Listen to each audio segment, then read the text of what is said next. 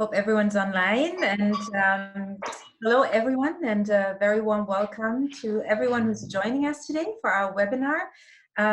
Does the digital economy promote women's rights? Unpacking the myths, which is organized by the Friedrich Ebert Stiftung, FAECYS in short, in collaboration with White Plus and the Gender and Trade Coalition. My name is Natalia Figge. I work for FAECYS, and I am also the coordinator of the book project The Future is Feminist, which this webinar is a part of. And the Future is Feminist project provides a platform for feminist perspectives to review and discuss the economic discrimination against women and also the economic inequality of women, focusing on digitalization and the future of work. So while the main drivers of the discussion are usually from international organizations or global forums, feminist and labor movement voices, in particular from the global south, are lacking or are not heard. So we felt that it was time to critically review the prevalent discourse on digitalization and the future of work, which is that technology basically empowers women, digitalization empowers women, but we wanted to look at the actual impact of the digital economy through a feminist lens.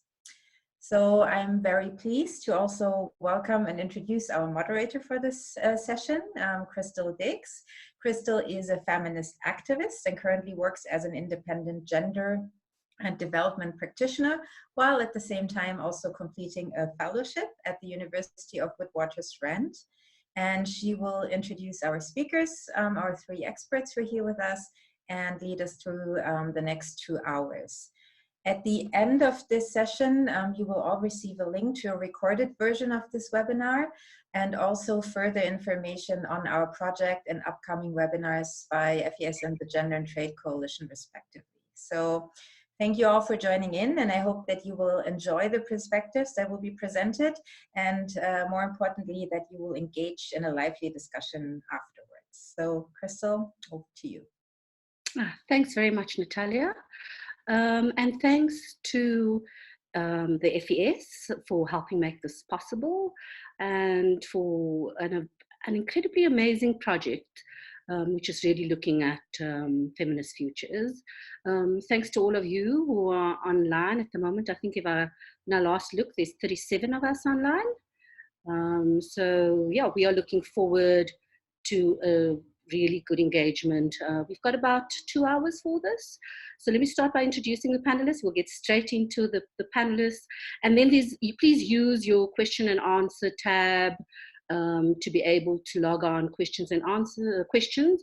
The questions will be open for us all to see, and between myself, Natalia, and Gio, who's also helping with this, we'll try and see if we can cluster them and get our panelists to respond. But the way we'll run it is each panelist will speak for a few minutes, and then once they're done, we'll open up for questions and discussion. So I have the pleasure to introduce the three panelists we have today.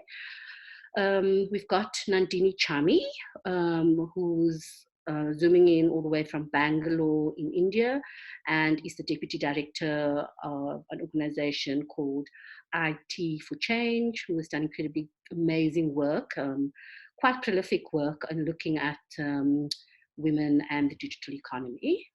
And then moving kind of all the way westward into Kenya, we've got Scheaffer Okore. Scheaffer is the vice chairperson of a new political party that has been set up in Kenya called the Ukweli party. So welcome to Scheaffer. And then finally, we've got Sofia Scasserra on the line all the way. This is going like kind of south west in Argentina. Sofia is a researcher and a teacher. She does work with the World Labour Institute. She's an economic advisor for the Argentinian union workers in the services sector. And she's also part of the presidency of UNI Global, which is one of the global union federations. So welcome Nandini, Scheaffer, Sofia, and to everybody listening in. I'm going to start with Nandini. Nandini, you're on mute. If you can unmute, please. Hello, Crystal. Everybody, hi. Everybody's going to be working through a set of slides that they will share with us. So over to you, Nandini. Hello, everyone. And I can see that there are 49 people with us online. So I'll just take a minute now to share my screen.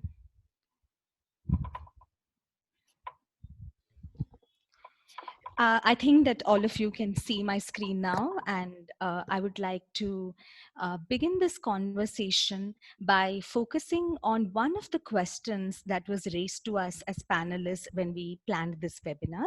And the question is this, that these days, there is a lot of talk about leveraging the digital opportunity for women's economic empowerment. But considering the debates that are going on in WTO and other plurilateral trade policy spaces and the policy conversation on gender and e-commerce, is this happening in a way that's actually working for women's empowerment? And what needs to shift in this dialogue? That is what my presentation will be focusing on.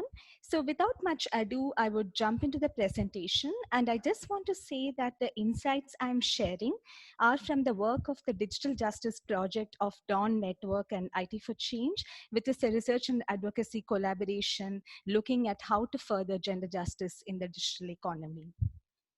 So the whole conversation right now, if you look at WTO, if you look at multilateral and plurilateral trade policy spaces, there is a lot of euphoria around the digital opportunity for women's empowerment.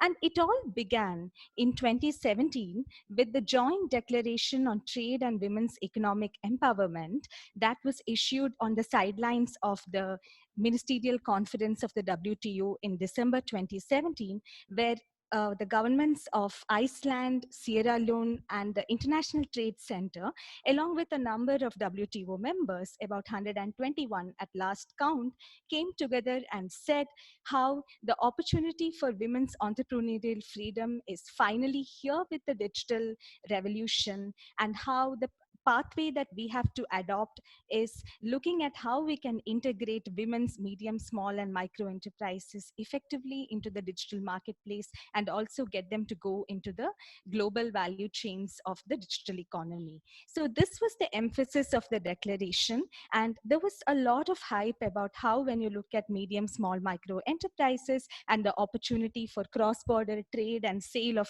products and all these new markets opening up, the only thing that we need to do now is effective trade liberalization so that e-commerce can happen smoothly across borders. And this will change everything for women in developing countries. So this was the conversation. And you can see, following the declaration, in the next 1.5 years, there has been a series of workshops and seminars in the WTO about how to do effective trade liberalization, and so that the e-commerce opportunity can be unlocked for women, young people, people in developing countries, and all that. And if you look at this, for instance, in the last WTO Public Forum of 2018, which was exactly about 1 year ago, and we are going into the next WTO Public Forum now, you can see what Jack Ma said in the opening plenary, that the idea of inclusive digital trade is about leveraging the digital opportunity for small business, women, young people, especially in developing countries. And what we just need to do is we need to make trade rules easier and simpler. And he said, we need to protect trade, not trade protectionism. And what this means is more free trade and more globalization. I want to highlight here that this quote from Jack Ma is not just his personal view or something. It is an illustration of the larger prevailing sentiment, which is one of digital exuberance about digital trade liberalization and what it will change for women. So this is the policy scene that is happening in the WTO and in many other trade policy spaces. But if we were to pause a moment, and as feminists always do, and as the history of feminism has taught us, if you have to look at this digital exuberance claim critically with the facts on the ground and pause a moment and evaluate about whether the proposed trade liberalization of e-commerce rules will work for women in the global south, the picture is rather dismal, and there is evidence pointing to this. And now I will go into showing you a couple of instances about how the rules that are being proposed for e-commerce will actually skew the digital economy against women. So let's come to the first case. So let's look at the digital marketplace today. And I am sure that everyone will agree that the digital marketplace is controlled by a handful of platform companies like Amazon and Alibaba, and others, of course, like Mercado Libre in the Latin American region. And what we find is that women's medium, small, and micro enterprises, which very often have very limited capital and very limited ability to, produce outputs at a high level. Usually, as the Asian Development Bank has pointed out, the majority of women-led enterprises, especially in developing countries, are small size businesses with low output levels, limited growth potential, thin price margins, and very little capacity to bear inventory and customer service overheads. Now, the conditions or the terms of participation that most e-commerce platforms set, the private e-commerce platforms, they do not actually work for women. Like a International Trade Center survey found in 2017, the membership and commission rates to get online to these platforms often works out to be as high as 40%, which is a substantive percentage for MSMEs, women-run MSMEs, to cough up. The second thing is that the platform does not give MFN treatment to all online sellers.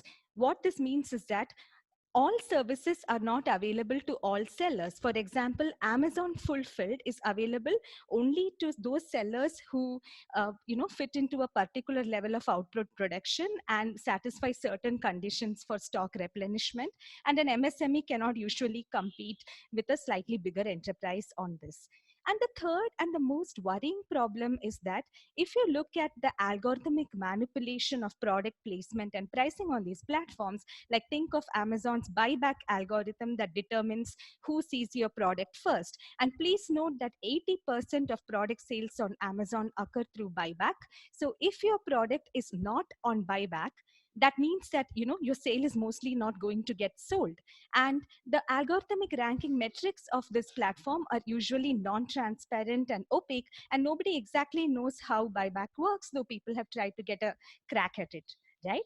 And this makes the digital marketplace quite exclusionary and loaded against marginal women. And if, let's say now, if you look at the way out, and if you look at national policy makers and what they ought to be doing, it would be evident that in these days when platform marketplaces are playing the role of public utility, maybe we need measures in developing countries such as setting up public owned domestic platform marketplaces for MSMEs to connect to the larger global market and all that, which are provisioned in a public utility approach.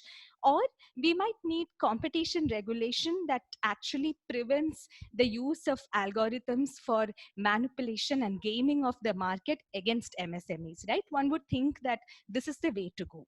The unfortunate thing is, in the policy proposals, in the e-commerce plurilateral negotiations that are being mooted by dominant countries like the US, EU, and Japan, this room for developing countries to carve out the policy space for building a gender inclusive platform marketplace is getting taken away. For example, let me point you to three particularly problematic clauses in these policy proposals. One is that there is a prohibition on developing country governments from requiring mandatory access or disclosure of source code or algorithms from these platform companies. And there is a problem here because if, let's say, government cannot view Amazon's buybacks algorithm, or say that for your public platform marketplace, you need the source code of the essential algorithms that Amazon has to be shared so that the government can create a public interest innovation, your public utility market is not going to take off. There is already a problem. The second issue is that there is a prohibition on conditionalities about, local placement or local presence of computing facilities, which means that the Indian government cannot tell Amazon that the servers where data is stored have to be housed in India. And there is also a demand that cross-border transfers of data have to be completely unrestricted, which means that, let's say, countries want to generate digital intelligence about MSMEs and women-run MSMEs and know specific insights about how women MSMEs are participating so that appropriate policy can be designed. The problem today is that without data localization measures and without the power to do localized housing of servers where data is placed, a developing country government cannot get the essential data about MSMEs, which often today in the digital economy is in the hands of private companies. And this becomes a very big problem because the government cannot do what it has to do, which is to produce a public interest environment for promoting a public interest and public utility based platform marketplace. And now I come to the next problem, next illustration. Let's look at the domain of agriculture, which is where the majority of women in the global south are placed and which is where they eke their livelihoods, right? For example, in Asian and African region, most food production is from women-owned smallholder farms. Nowadays, because of the digital restructuring of agriculture, what we see is that many e-commerce platforms are getting into the business of cross-border supply chains of agricultural commodities, and there is a whole new level of corporatization of agriculture that we are seeing. Just to give you an example, Alibaba has acquired 12,000 hectares in New Zealand dairy farming, for example. Now, we've already seen in the 80s and 90s what happens when companies such as erstwhile Monsanto or today's Bayer corporatized agriculture. With e-commerce platforms getting into the entire agricultural value chain from end to end, the impacts on food sovereignty and all other issues such as sustainable livelihoods for marginal women farmers are just out there in the open for us to see. And this is an emerging concern. Another issue that we see, especially in Africa, is that venture capital and from critical agricultural companies such as the former Syngenta, they are investing in making platform solutions for info services, credit, and input advisories. And there is a question here: if the digital platforms for smallholder agriculture is getting made by big agrarian companies uh, and is driven by a private capital logic, we all know what this can lead to and who is being made legible to whom. There is a big question here, right? Because one way to organize the platform economy, which runs on digital intelligence, is for it to be organized in a way where intelligence benefits the local economy and the individuals who are part of it. But what we see in a capitalist model is that the venture capital drives platform design in a way where only corporate profit is benefited. So what are the kind of public interest platforms we need? And the digital economy is not really driving things in the direction, especially in the agriculture sector, is the point I'm trying to make. Now, coming to how trade policy negotiations and particular proposals affect this situation, you can see that there is a tendency towards deregulation.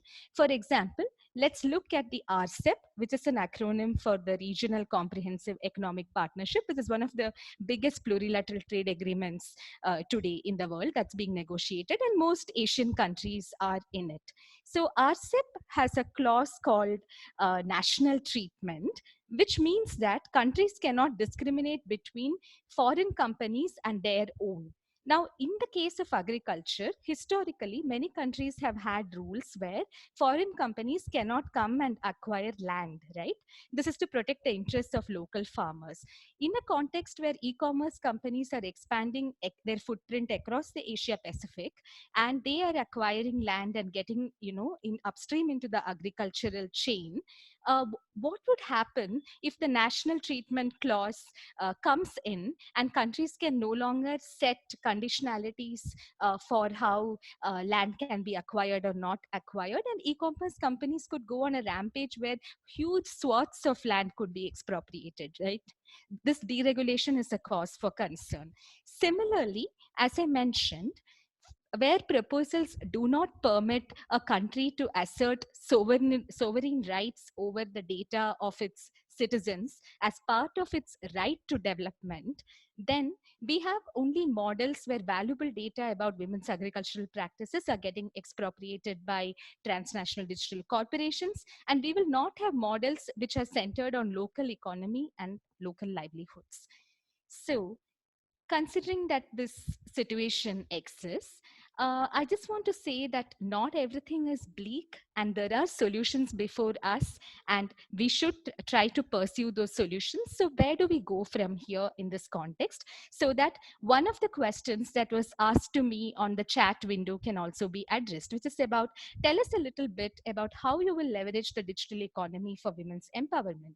So, my short answer to that is this, that we first need an enabling policy environment at the global and national level so that the empowering opportunity can be unlocked. And at the global level, it's simply this, that in WTO negotiations and in plurilateral negotiations, developing countries' space to set the pace of digital trade liberalization must be maintained. And this is like non-negotiable, which means that we cannot be signing e-commerce agreements where we say that we sign away our rights to regulate data flows, or we surrender our rights and sovereignty over data. This is just not going to work.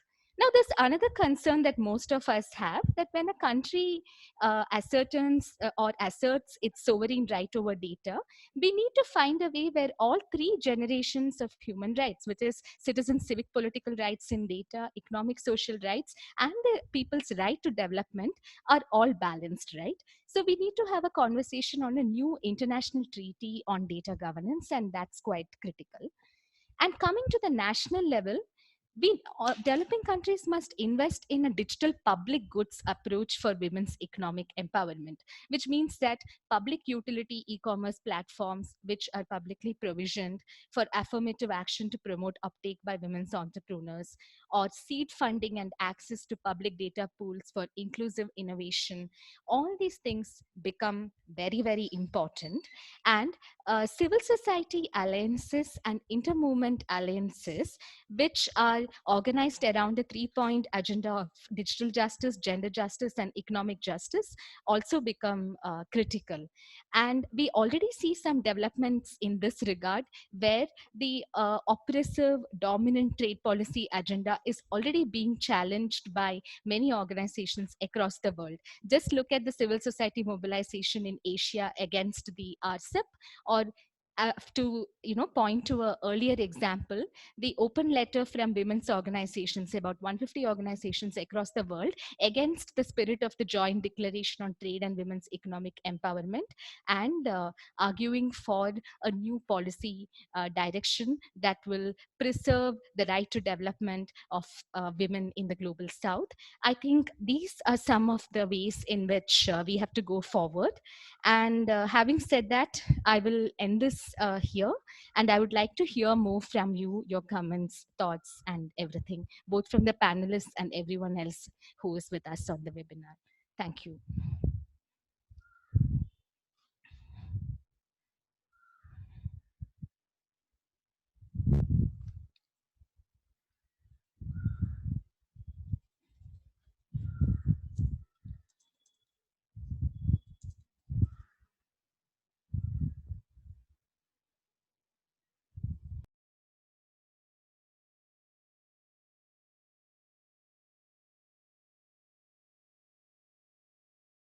Crystal, you're on mute.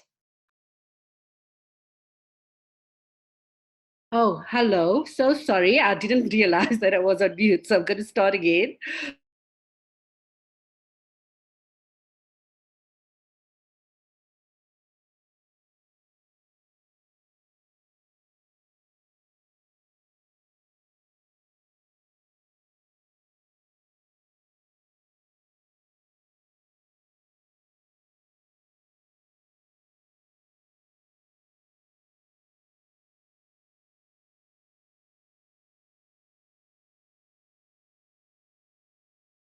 As the next speaker, and we'll come in towards the end to ensure if your questions haven't been answered, we'll make sure that they are answered towards the end.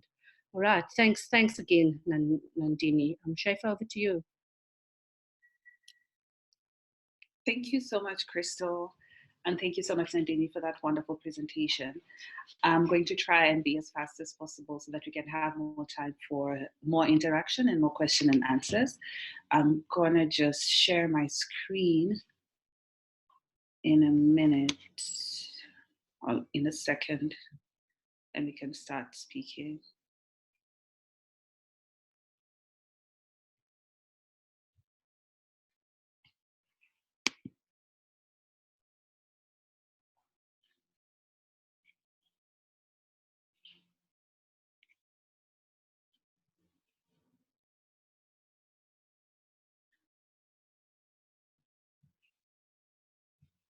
Thank you.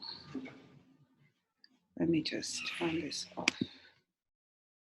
Okay, so does digital economy promote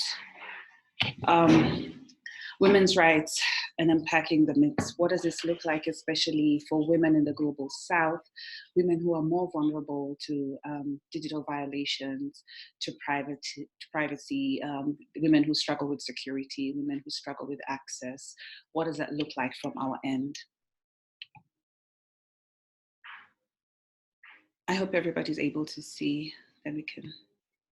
All right, so I'm going to just start by pretty much defining what digital economy is from a perspective of someone who works in various spaces that intersect with the economic space and where women exist mostly.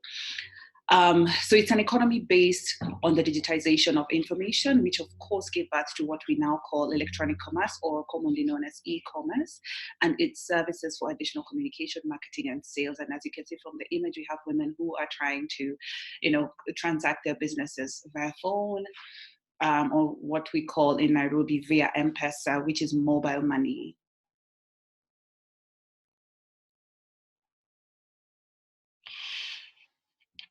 Some of the benefits of digital economy is one of the things that it has done for a lot of us who live in Africa, and specifically in Kenya. It has created a new economic opportunity. So for women, we have more women now who are engaged in businesses online in one way or another, who are able to connect with their clients. There's digital data that can be used for development purposes, for solving problems, including those related to SDGs, more specifically on like a very broader scale. There's a lot of improvement in economic and social outcomes, and to conduct and promote growth and productivity, which is something that a lot of the women have been able to engage in. Innovation. I know there's a woman who's now selling cooked food online, and one of the challenges, I'm going to go into that. So this platform also facilitates transaction and networking, as well as information exchange. Digitization is transforming value chains in different ways and opening up new channels for value addition and broader structural change. But of course, with all of these fantastical things that the digital era has brought, there are leaps, or there are gaps that you find there are gaps that a lot of women still fall through, and it becomes very difficult to be able to engage. The digital economic space has created room for new ways of commerce, but most of this is still far from an inclusive economic space, which means that the economic space, as much as it's expanding digitally, it is not inclusive. So there are still very many women being left behind, even though there seems to be this demographic that is moving forward. So the gains aren't yet representative of women who engage in economic activities within the margins, and this is one of the biggest conversations that we have, especially when we talk about digital literacy literacy, when we talk about access and structure.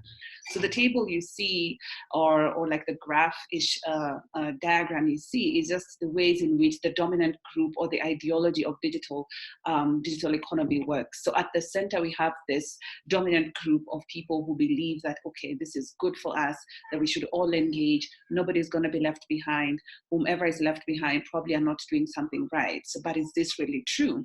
You find that a lot of the space within the digital space is segmented. So it's segmented by race. In the continent, there's a lot of xenophobia. In the continent, there's a lot of discrepancies within the people who have access to these spaces, what they can say, how they can say it. These are discrepancies that still exist.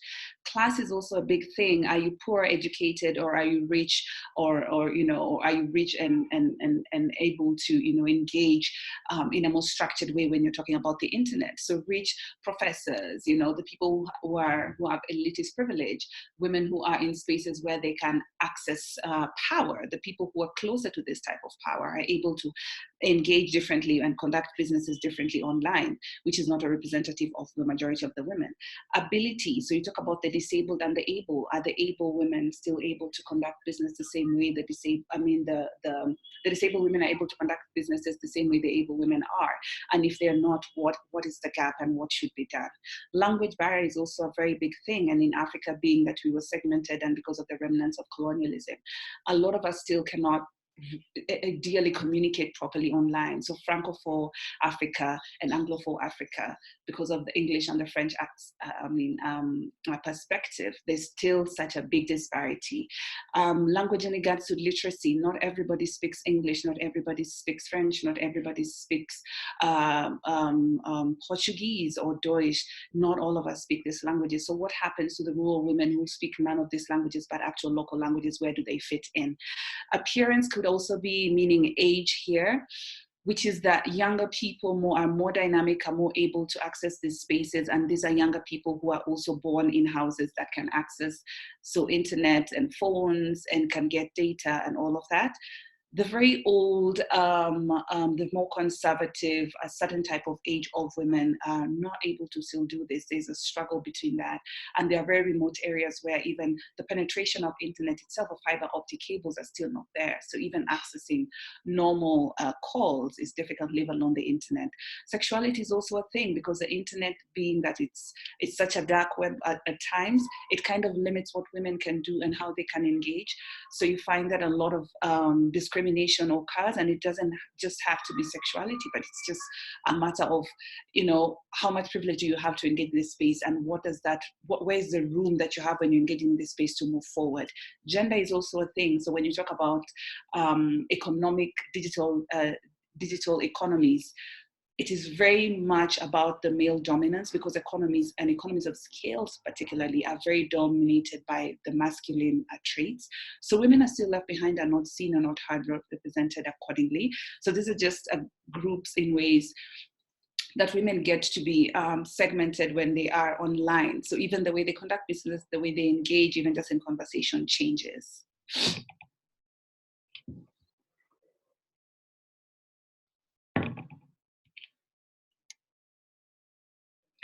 So because of these numerous vulnerabilities, the digital economic space needs to be more feminist leaning in order for it to protect and enhance women's rights.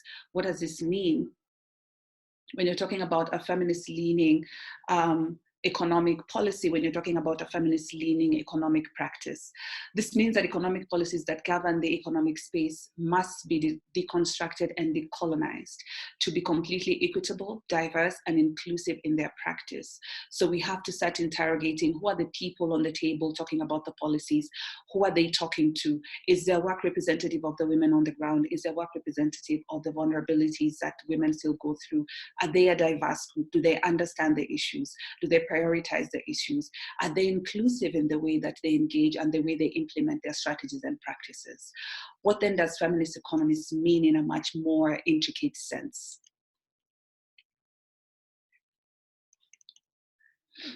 Feminist economics accepts that economics is not a rational science, but rather a reflection of the psychology of human behavior and decision-making.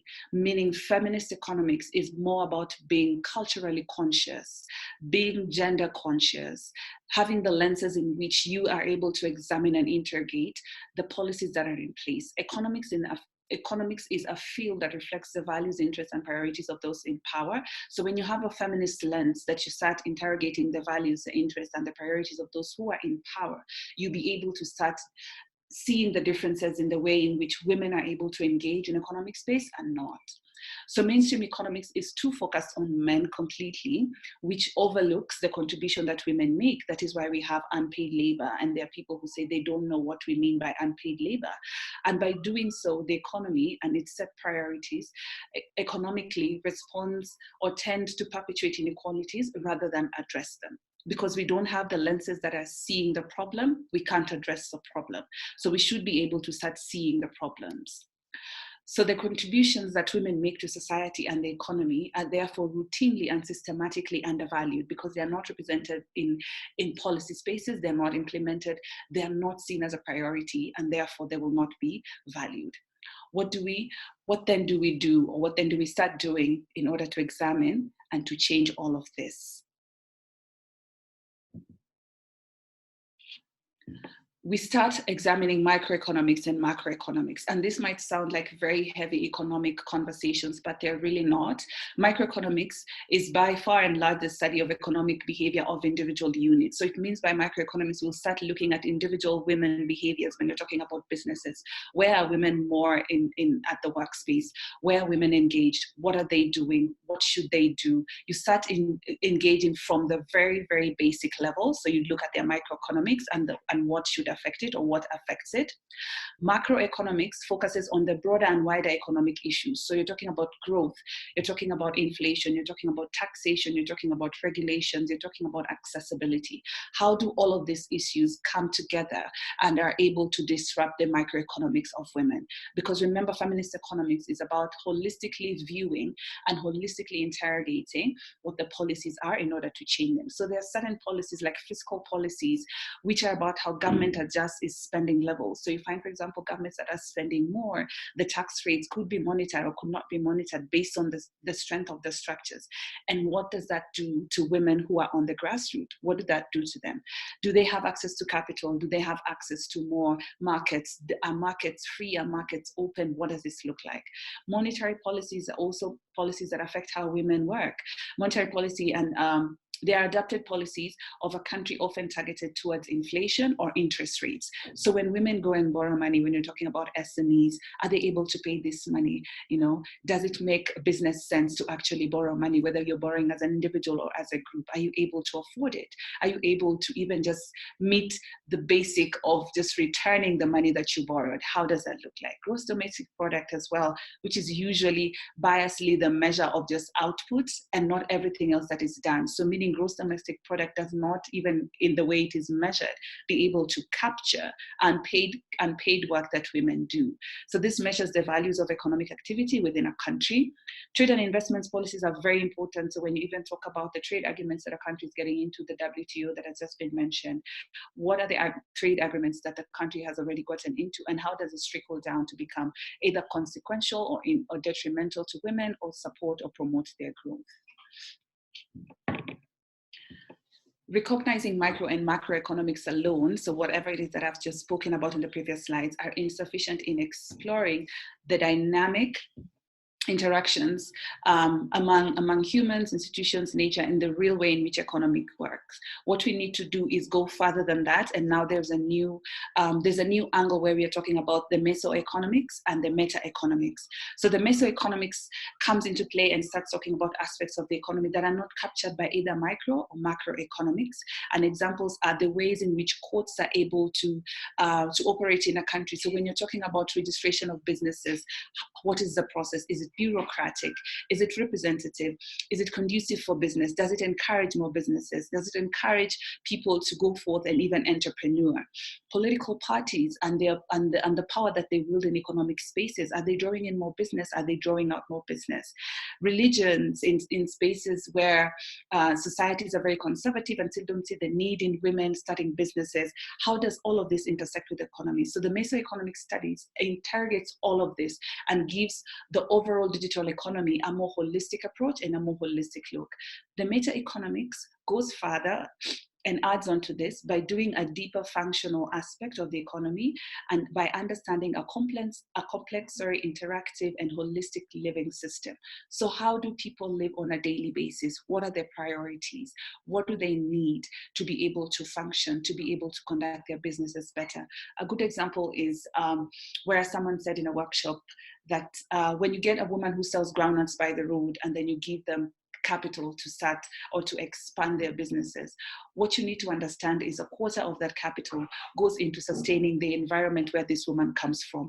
How long does it take her to do the usual daily life activities? How long does it take her to get ready, get her kids ready for school? How big is her family?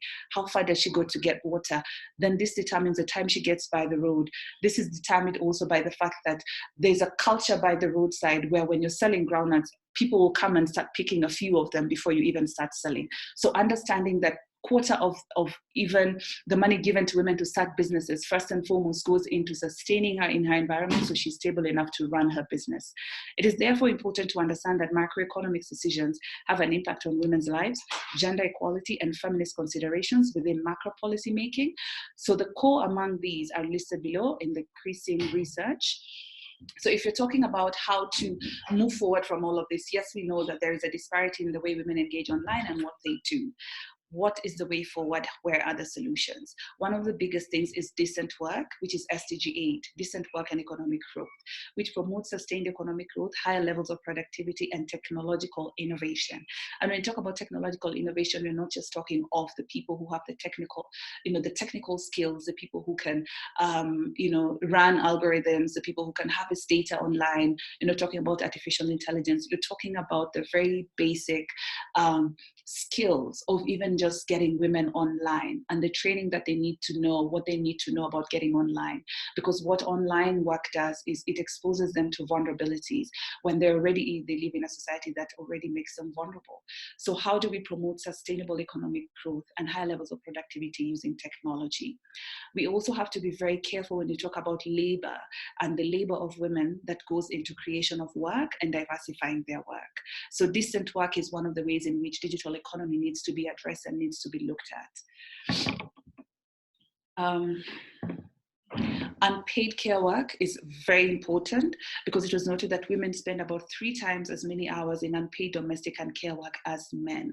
So recognizing the value of unpaid care work and domestic work through the provision of public services, infrastructure, and social protection policies, and the promotion of shared responsibility within the household and the family as nationally appropriate.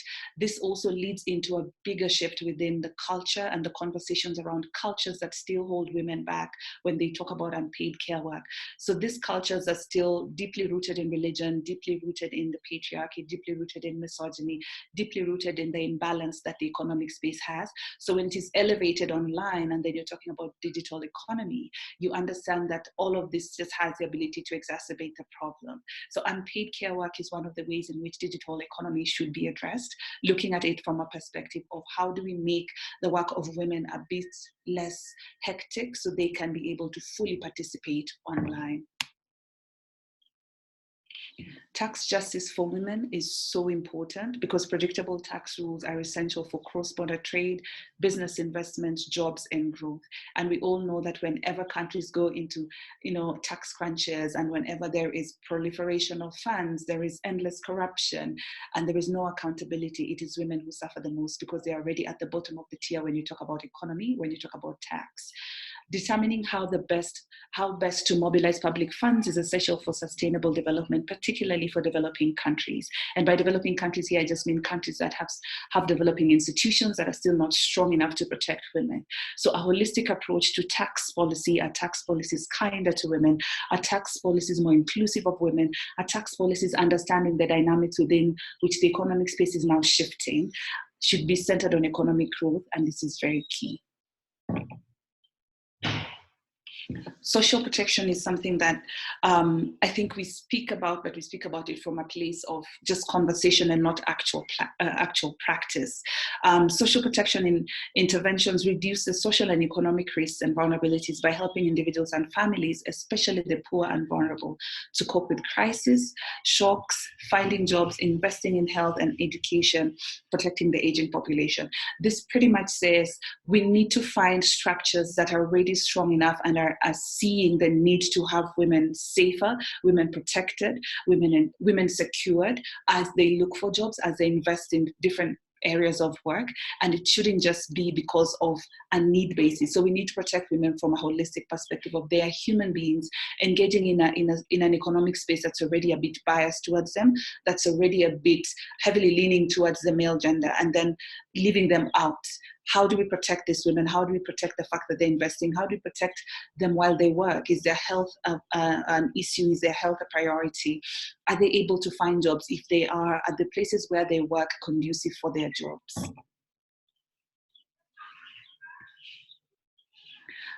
Lastly, by having a new approach into what digitization would mean for women, we must be cognizant of what offline trade already looks like with its disparities and understand that digitization has the potential to exacerbate these disparities.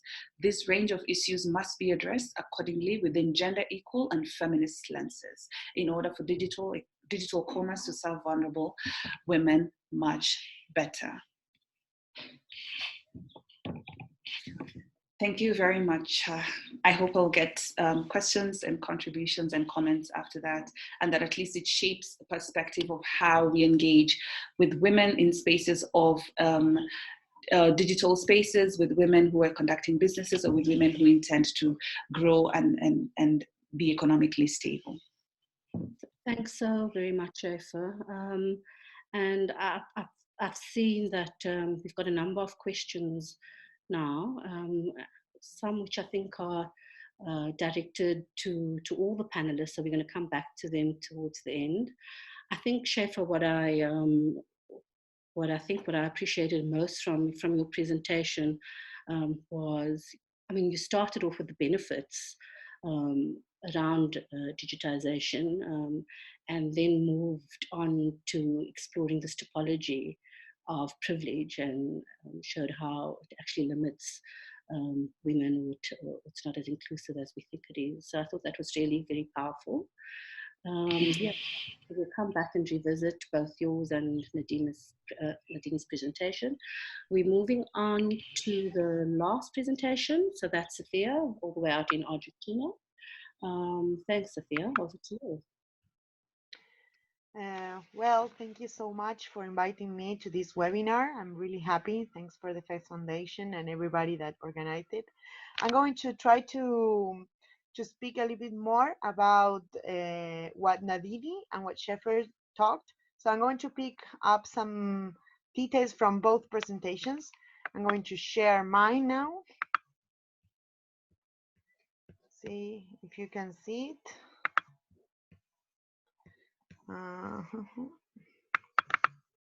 There. Oh. So I'm going to try to explain why do algorithms treat us different in the digital economy, and why the digitalization is not going to be the same for everyone. So let's start from the beginning of what we know, of at least what they tend us to tell us it's the truth.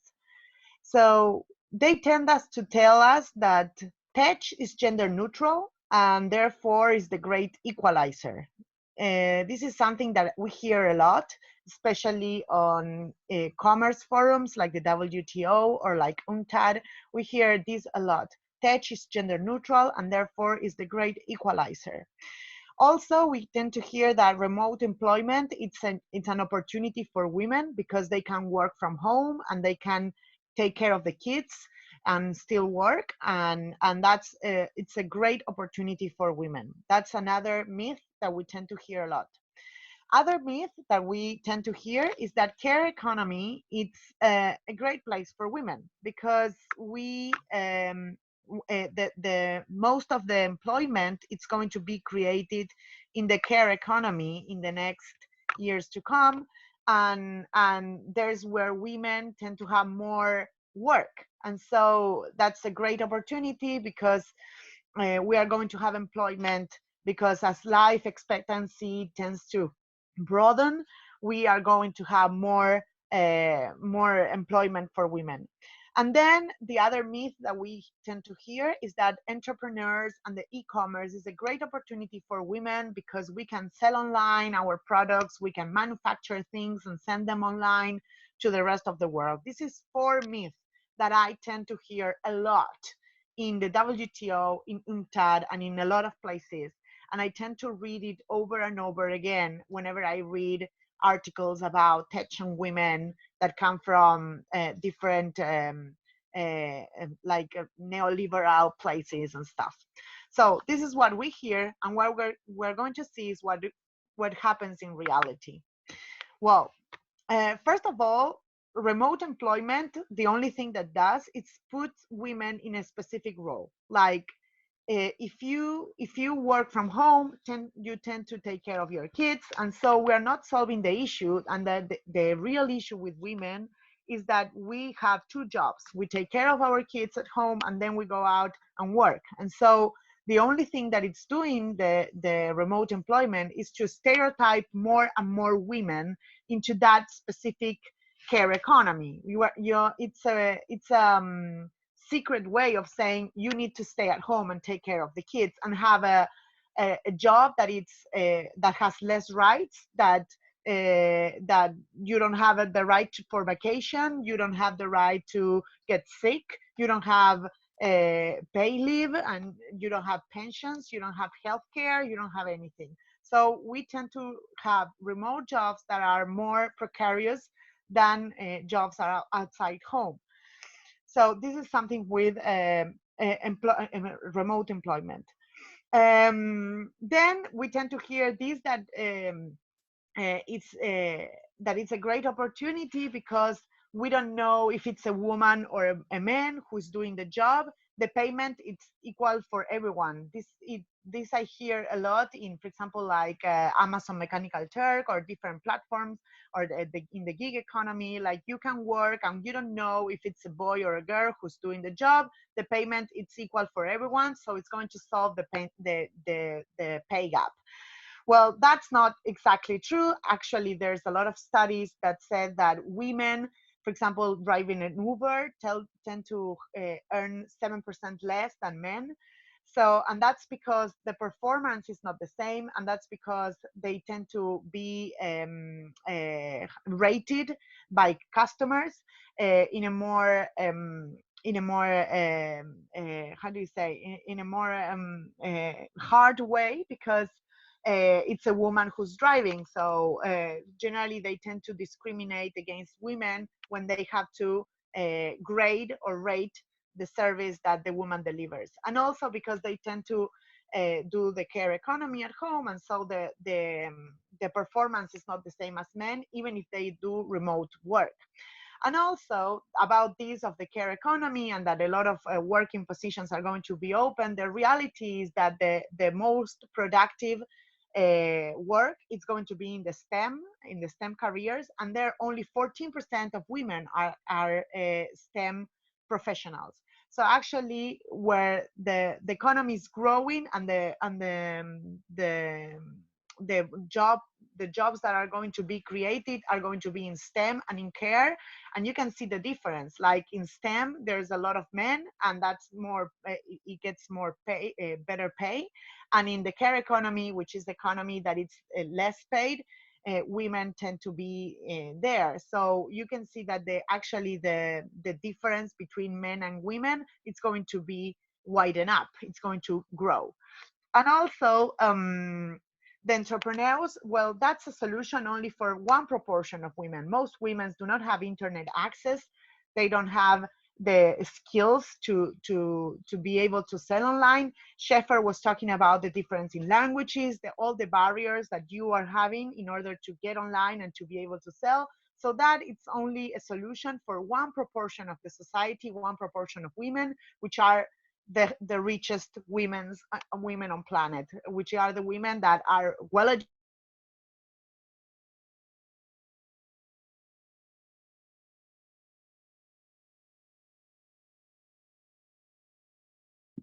Sorry, did we just lose Sofia? Or is it just me that lost her?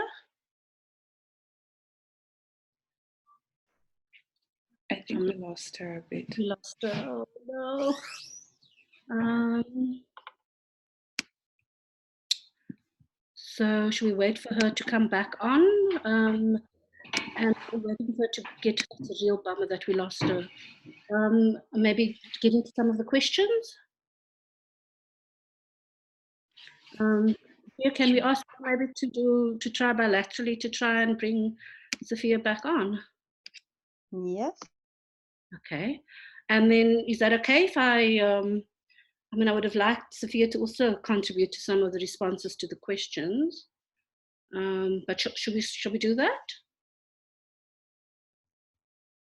To move into some questions, Nandini and Scheaffer, you feeling okay with that? Sure. Okay. Okay. So we've got quite a few questions already. I want to start. There's a question that's been posed. Now?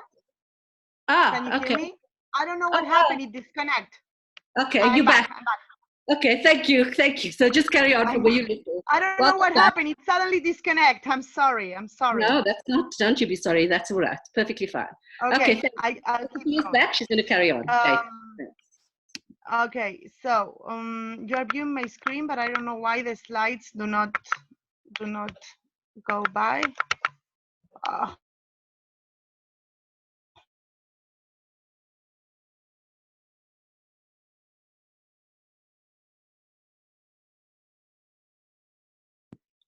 Sofia, are you there?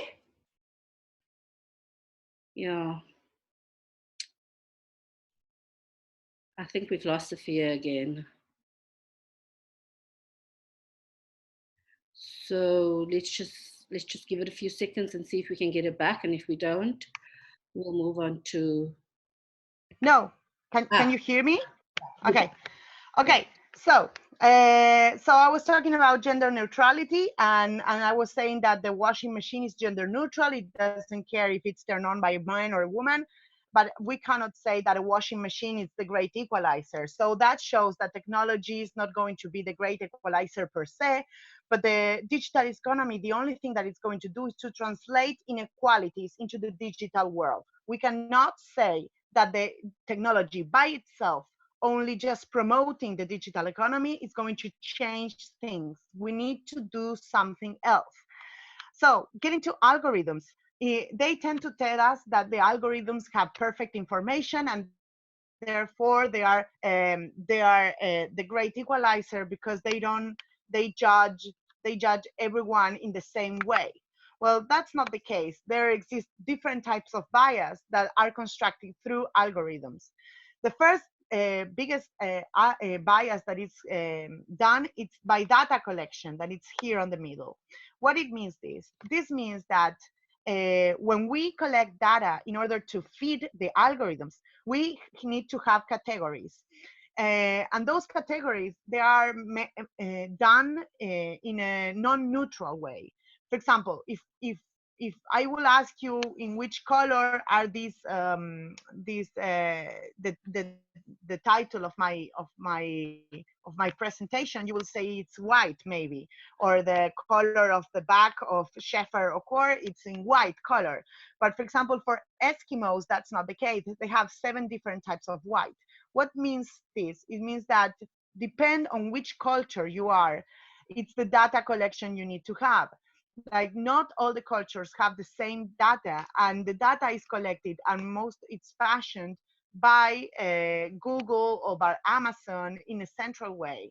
They are designed the systems of data collection in United States or in Europe, and they don't take into account different cultural aspects of each culture that they need to collect the data. So the data they have to feed the algorithms is biased. But also there's another problem, that the data, it's already biased when they enter the system because they have the history of violence. What do I mean by this? I mean that, for example, if I have to do a profile of a successful person in order to hire in my company, and I say, okay, let's do a profile of a successful employee, and we will hire only people who have those type of profiles. Well, if I define a successful employee as a person that stay on my company for more than 5 years, and in those 5 years they got promoted at least once, when probably that person will be a man, will be heterosexual, will be less than 35 years old, will be white, will have a lot of bias by itself. Why? Because they don't tend to account that women tend to be less hired, and women tend to have maternity leave, women tend to have sexual harassment in the working place, and also that women do not accept so easily promotions because they don't want to have more responsibilities in their working place. There's a truth that women tend to say, no, I don't want more responsibility, so I don't want to get a promotion at work. So you see that the data collection, it's biased by in the very creation of that data. The data, it's already biased when we create that data. So, and that is going to feed the algorithms. So we have a problem there. But not only that problem, we also have a programming type of problem. Why? Because the programming of those algorithms are not neutral. They are done by men. They are done by companies. They are done in central countries. They are done in United States. They are done in Europe. And we have a problem there because, for example, in Google, there's only 20% of women working there. So most of the programming of algorithm is done by white men in central countries. And this is a big, big problem because they do it with their criteria in their way, and they don't take into account all the problems that, for example, Scheaffer was mentioning in her presentation. They do not take into account all these issues when they program an algorithm. Also, another type of problem that we face with algorithm is that they reinforce stereotypes, that it's right here on my screen. For example, with ads, we see this with ads a lot.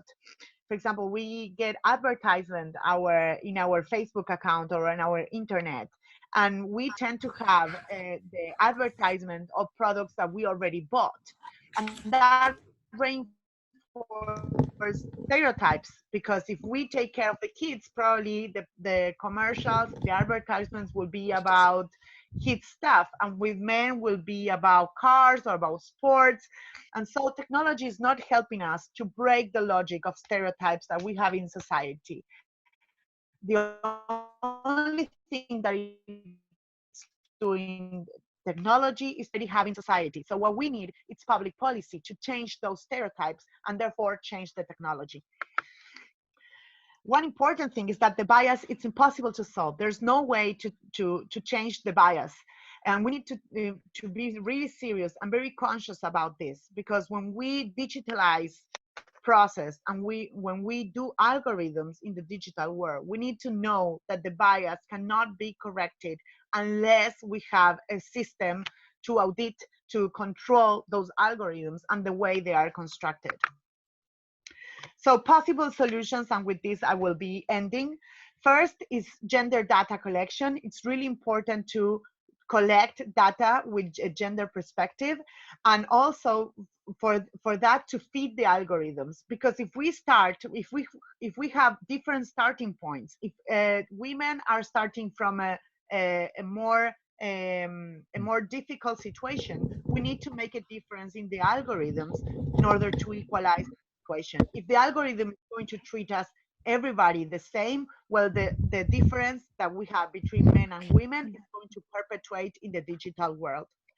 Then we need an opening of source codes. We need to know what there's in there in the source codes. We need to have systems to audit the source codes whenever we have the sense that it's discriminating against women. We need care networks. We need to put women out of the house. And we need to have care networks all over the world, in every country, in order to women not to have to take care of their families and do their job. Like if we have two jobs, it's impossible equal in the digital world. We need to have control mechanisms. We need to control as a society what it's done with the technology, how companies are fashioning the new digital and the gig economy. And this means that we need more trade unions, we need more institutions, we need more democracy. We need a better access to technology. This is really important. 60% of humanity is still offline, and most of those 60% of humanity, most of them are women. And even when they are connected, they don't know how to use technology in a good way. This is studies that we have seen in the United Nations, and they say this lots, many times. We need to have better access to technology in every country, especially in the global south. And then we need affirmative agenda in algorithms. What I mean by this is that we need to be conscious that the algorithms are going to, because of the bias that I explained, they are going to put in a better place men than women. So we need to have an affirmative agenda. For example, if I'm going to research something on Google, for example, I don't know, a great sociologist of the last 10 years, and I put that on Google, probably it's going to be men. Well, we need to have an algorithm that the first 10 solutions that they're going to, that Google is going to show me is going to be 5 men, 5 women. And it's going to be mandatory. That's an affirmative agenda, an agenda that says, no, you need to put women first in order to solve the bias. If we are looking at a product online and we need to buy something on eBay, for example, okay, then the first 6 results are going to be three things sold by men and 3 things sold by women.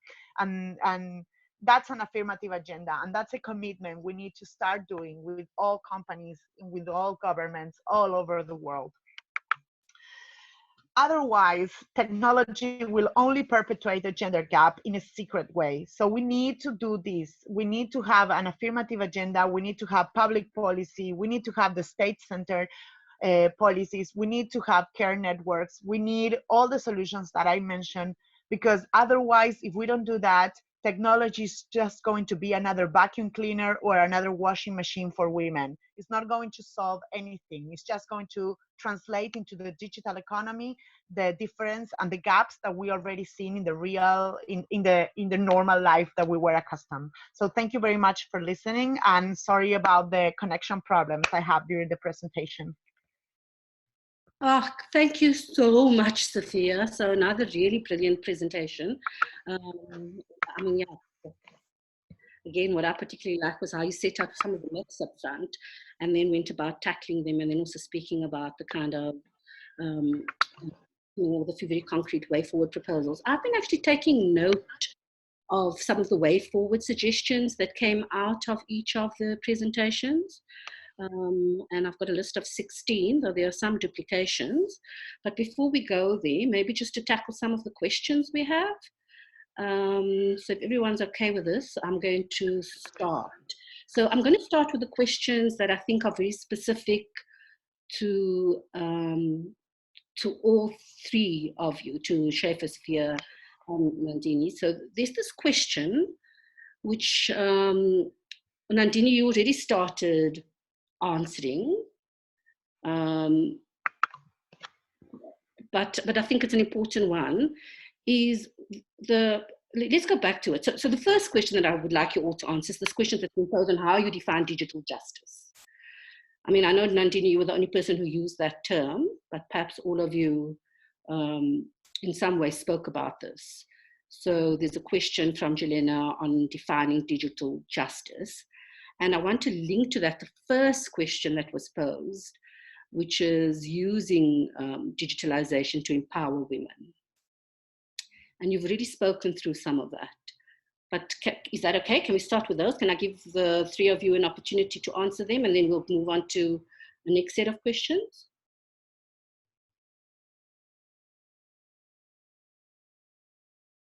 Yes. So will you call on us? In which order would you like us to speak? Okay, whoever speaks first. So you go, Nandini. Yeah. Okay.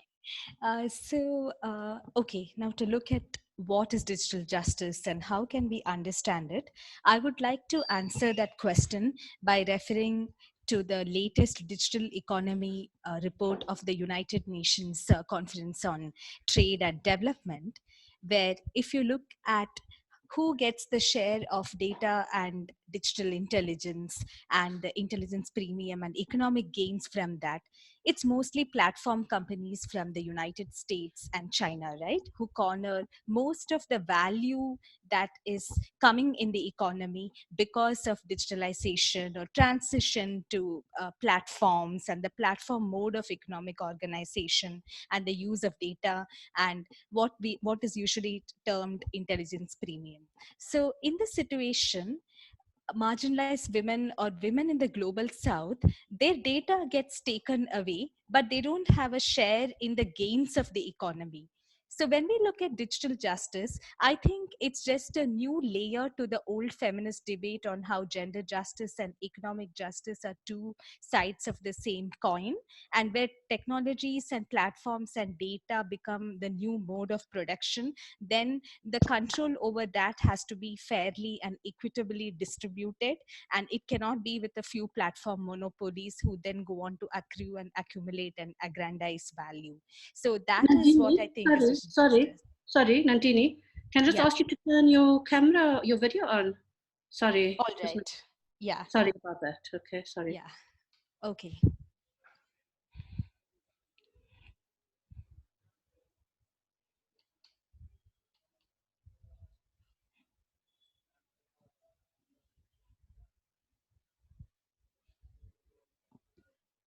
Please carry on speaking. Okay, thanks. Okay. Yeah, so I just finished my thought on that. Yeah.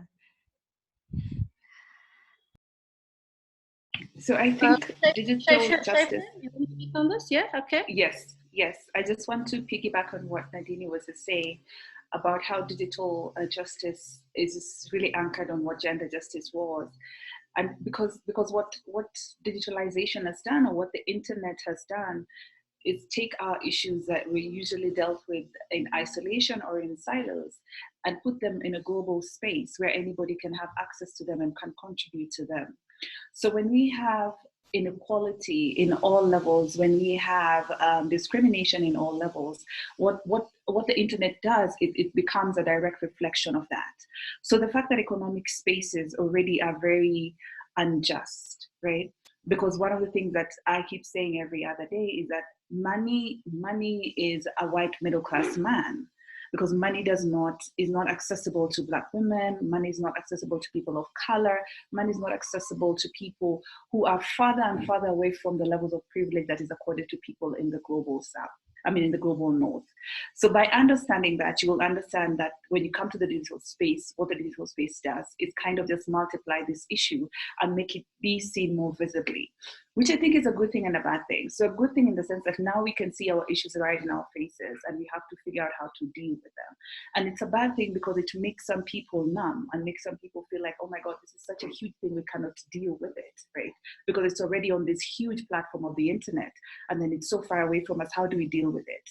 I think the most important thing about digital justice is understanding that as long as structures that control, as long as structures that benefit, as long as structures that get to harvest data, harvest people, so harvesting data, harvesting intelligence, harvesting markets online are not inclusive of everyone who benefits, and especially those whose data is being harvested, that we have a very digitally unjust environment. That would be what digital justice is for me. Okay, thanks, Scheaffer. Sofia, you don't have to contribute, but if you want, you can. because the next three questions that I'm going to ask are all going to be directed towards you.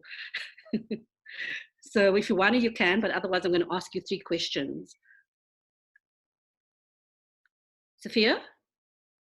Yeah, keep going with the questions. Okay. It's okay. Okay, so I think digital justice was already explained. Okay, great. So I'm going to put these three questions to you.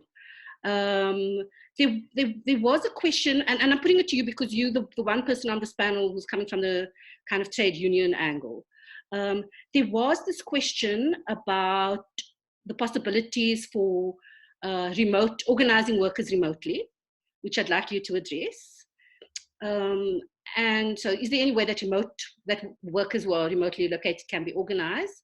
And then there's a question on digital. Diana asks a question on digital corporations.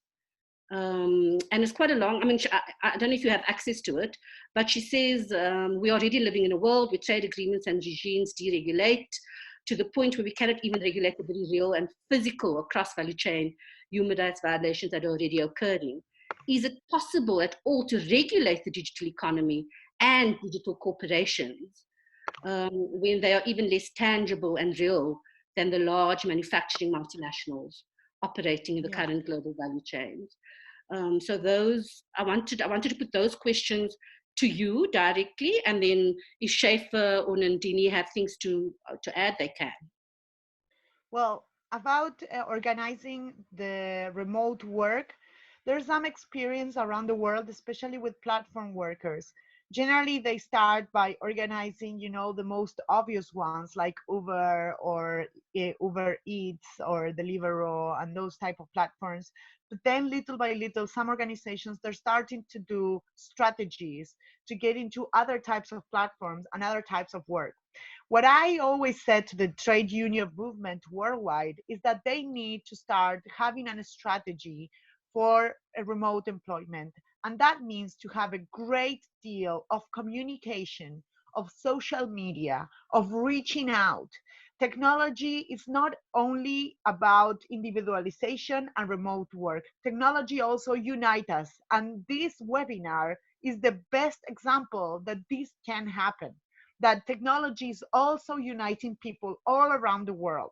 So with technology, I have a great tool to reach that person in their home and be able to get them in an organization no matter what. If I have a good communication strategy, a good lemma, a good message to deliver, people are going to tend to be inside the union. The solidarity, it's something that comes from inside. You only need to have a good communication strategy as a union. Also, and this is something that I don't like to say the word criticize, but I say it a lot in the trade union movement. Trade unions need to start not to be afraid of big data. They also have big data, especially in countries where the trade union movement is strong. They have a great deal of data around their workers and about what they're doing. And they don't use that data in order to reach out, to change the messages, to say what they think, to try to people get involved in the unions more. And I see a lot of time, and this is heartbreaking for me, that some unions are really old-fashioned and they stay with their old way of doing things, and they don't realize that technology is a great way of reaching out to people, and reaching out to people especially when they are in a remote work position. So I always say that to try to do a communication strategy, not to be afraid of big data, not to be afraid of Facebook, of Twitter, of having open up in social media. And this is something that I see in the trade union movement a lot. About regulation, I think that the most important thing that you need to do is not to sign any e-commerce agreement. We need policy space. And the e-commerce agreements that they are negotiating at the WTO, what they want to do is to close the policy space that we have to regulate data and to regulate algorithms. We are closing the doors, we're shutting the doors to a regulation that we do not know where it's going to take us. So this is the first important thing. We need to ask our governments not to sign e-commerce agreements. But then once we are inside our countries and we don't have those e-commerce agreements yet, so this is a great news. We don't have those e-commerce agreements yet signed in the WTO. We need to have data protection policies inside the countries. We need to have strong data protection laws, and not only data protection for the citizens in general, but workers' data protection. This is a new right that we need to conquer all over the world. Data protection for workers. The companies have a great deal of data of what workers do all over the world, and they sell that information. They use it to hire, to promote, or to lay off people from around the world. And sometimes an algorithm is the one who decides this. We need to protect that data. We need to say, companies, you cannot do whatever you want with the data, even if it's working data or private data. For example, smart buildings. Smart buildings are machines of collecting data, and they know exactly what's going on inside the building all the time. They know where the worker is, what has done, how many times he has gone to the bathroom, and stuff like that. We cannot let companies to use that data against workers. We need to have new rights that we need to conquer in this digital world, and one that is most important is the protection of workers' data rights. So first of all, I will say do not sign e-commerce agreements, and then I will say regulate data and regulate algorithms inside the country. We need to have also systems in order to obligate companies to open source codes if we see that there's a discrimination case going on. Right now, they are protected by intellectual property laws. Okay, we need to have laws inside our countries that says, okay, if we detect that an algorithm is discriminating against poor people, colored people, women, or whomever it's discriminating against, we need to get that into trials and open up the source code in order to see if it's really discriminating people or not. Okay, thanks, Sofia. I see Nandini wants to also add to this, but before you speak, Nandini, Harriet Gimbo, I feel that Sofia answered your question. If you feel differently, let me know. Else I'm going to basically say that your question has been answered. So let me know if you feel it hasn't been answered. Okay.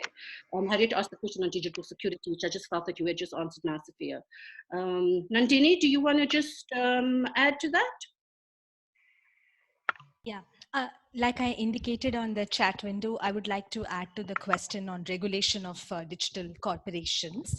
So I think that the problem is not that we don't have policy proposals or ideas, because from Europe to Australia, there are regulators who are trying to think of how to regulate platform monopolies, and we have new proposals. And we also have tax justice proposals which look at changing the basis of taxation from local economic presence to substantive economic presence. Like France, for example, it's looking at the idea of a digital services tax, so on and so forth. But what is really wrong, I think, and this I want to build on what Sofia has already said, is that the right to regulate of only developed countries seems to be seen as legitimate, and where developing countries want to do something, whether it's about regulating platform monopolies or wanting to localize data or put restrictions on cross-border transfers or look at like new kinds of anti-merger scrutiny, for instance, it's seen as or termed as trade protectionism or digital protectionism. For example, India has come out with a new draft e-commerce policy with a number of measures rooted in economic structuralism and data sovereignty arguments about regulating platform companies such as Amazon and reclaiming the power of data as a national economic resource. The US, of course, has been putting a lot of pressure on the Indian government to back down from this. Now, what's interesting is that there is one law for the developed world and another law for the developing world in the digital economy, and this must change, or none of the proposals to regulate the intangible digital companies can go anywhere.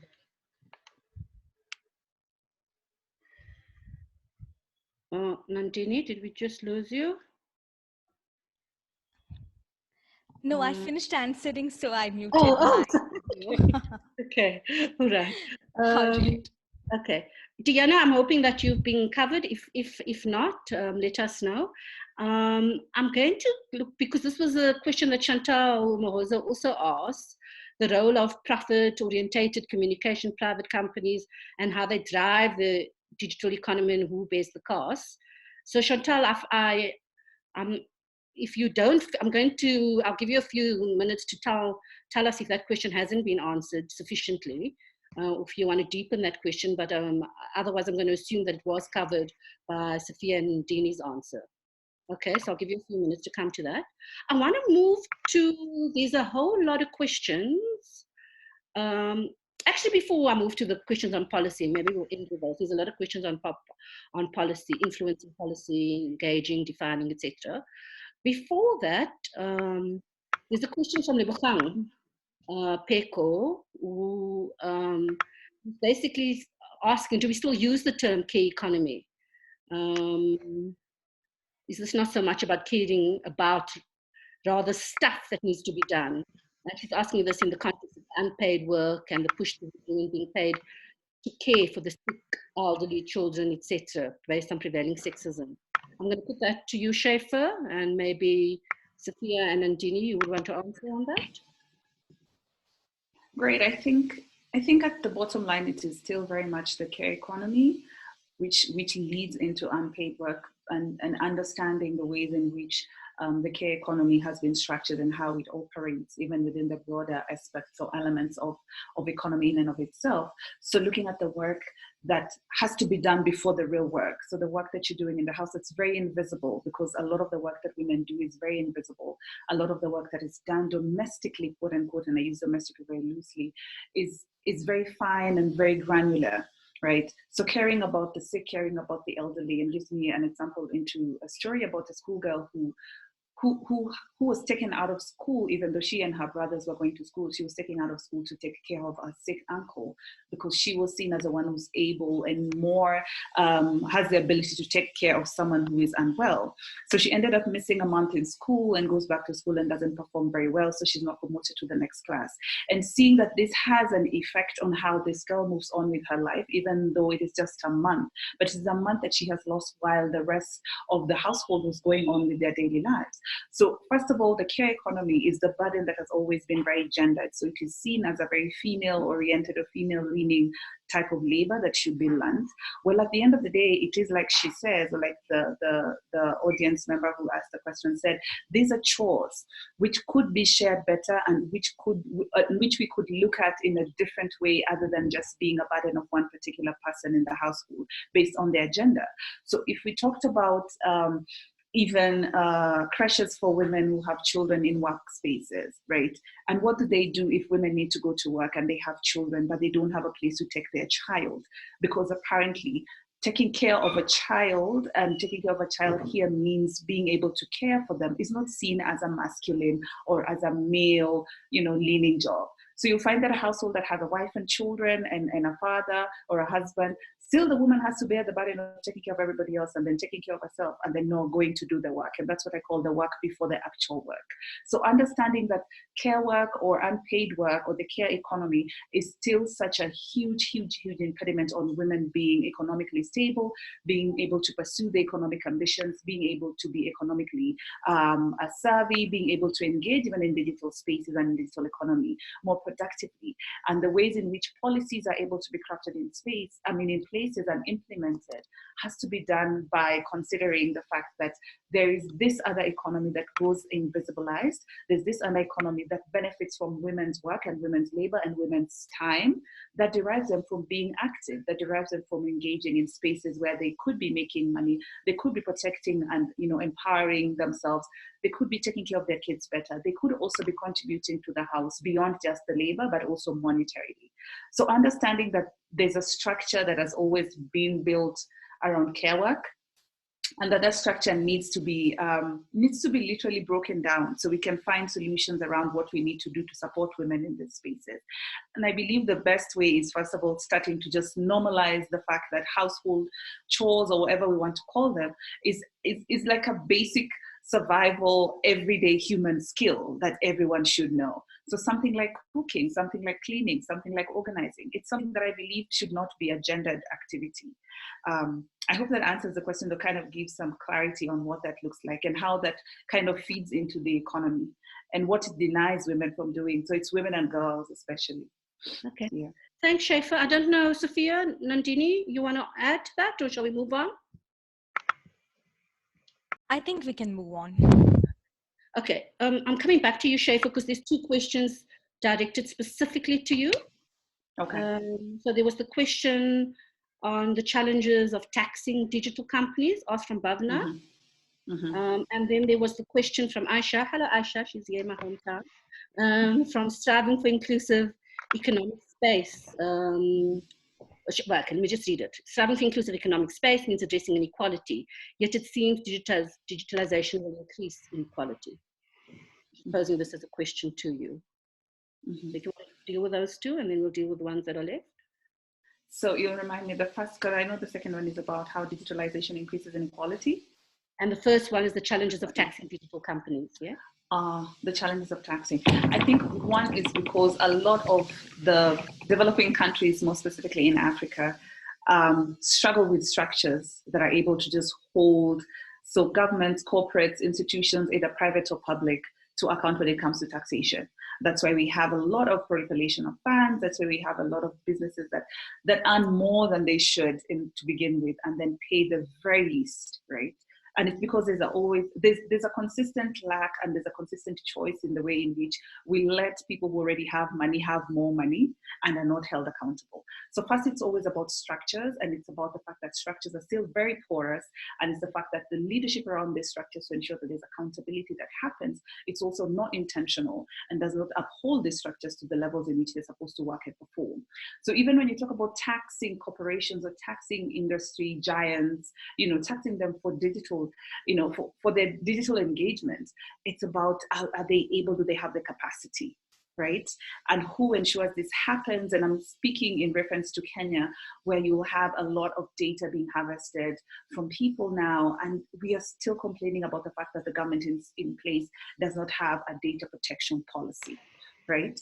Yet there's so much data out in the world, there's so much data that people are still asked to provide, there's no protection. So even asking them to tax this, I think one of the biggest consequences or one of the biggest challenges is the lack of structures that are not porous, is the lack of commitment from the people in charge who are supposed to be able to do this on behalf of the people. And then thirdly, I think it's the whole idea of the big man syndrome, where the people already have the power to kind of milk the space are allowed to milk it even further. Right? So the second question on digitalization creating inequalities, I think yes, a very strong yes, and also there's a part of me that says no, because I come from the place of thought where digitalization first and foremost kind of just mirrors on what is already happening on the ground, right? So if women are already left behind on the ground in regards to economic inclusion, economic access to markets, how they're able to even communicate, how they even to build partnerships online, it's already happening offline. So what the digital space does is mirrors on that and reflects it on a broader scale. My strong yes is because I believe that there is a part, and it's a very classist thing. So the classism around access, the classism around affordability of the digital space and how to get online, the classism around how to engage online, the classism around the particular people that you're targeting, because online becomes very specific on the people you want to talk to, what you want to say to them, what is the expected outcome that you're looking for. Those levels of segmentation, of course, exacerbate the fact that there are inequalities that already exist. I believe, though, that if we are able to have a society that is more inclusive on the ground, it will start being reflected online. If we have a society that is already understanding the need for women to engage fully online and in digital spaces, be it in economy, be it in social issues, be it in activism, be it in policy, be it in politics, it will start being reflected online, because the numbers will increase only when the capacity for women, only when the security of women online, only when the misogyny online is also dealt with, only when the violence that also happens online, so the trolling, the doxing, the shaming, the sharing of nude pictures of women. You can remember there's a lady who ran for the presidency in Rwanda, and her nude photos showed up, right? And this inhibited her from engaging in a political process. So these levels of violence, if they can be curtailed, if they can be controlled, there's a way in which women will start engaging differently. And understanding that it goes down as well to such a very deep cultural engagement, where we have to shift how we think about violence, especially online, because the online space is where you are easily being dismissed as a woman when you say that, oh my God, I was attacked online, someone would say, but I don't see any scars, right? Yet they need to understand that the scars that women get online or anybody else gets online for being attacked are invisible. That doesn't mean they don't exist. They're still there regardless. So even how we engage with the fact that the online scars are still scars, that violence online does not mean logging off and opening or signing into a new account. That violence online does not and should not just end online and should be dealt with offline. I think we would be getting somewhere. So if we can start dealing with the inequalities offline, I think the inequalities online will also start reducing, because it will encourage more women to engage differently. Thanks, Scheaffer. Gia, did you wanted to say something on this question? Or not?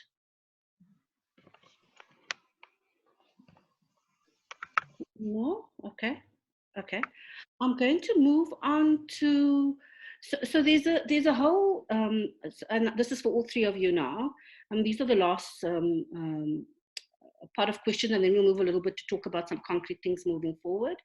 But there's one question which I think is relevant to all of you, which is being posed by Jelena, where she basically frames the fact that often digitization is posed as being bad for women, and she's asking what could be positive, transformative potentials of the digital economy for women, and how can feminist critical thinking help to uncover them.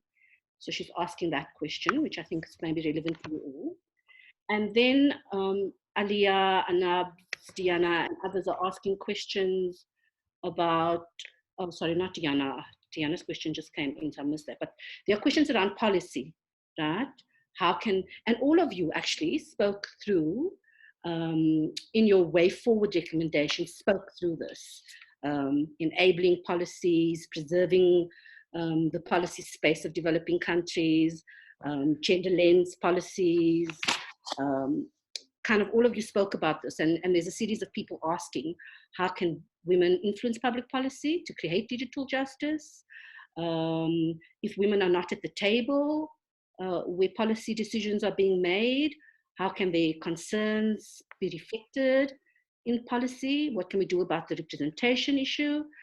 And then there's a question from someone maybe more directly towards you, Sofia, is there about worker policies applicable to job boards, screening the legitimacy of employers to protect job applicants, etc. So if we can have those questions answered, then I'll see if there's any left after that.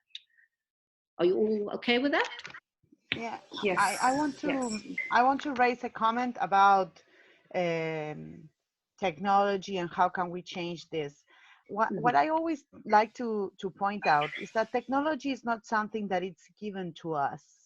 Like, okay, this is technology and you need to take it as it is. Technology is constructed every day by human beings. It's constructed by us. It's constructed by everyone.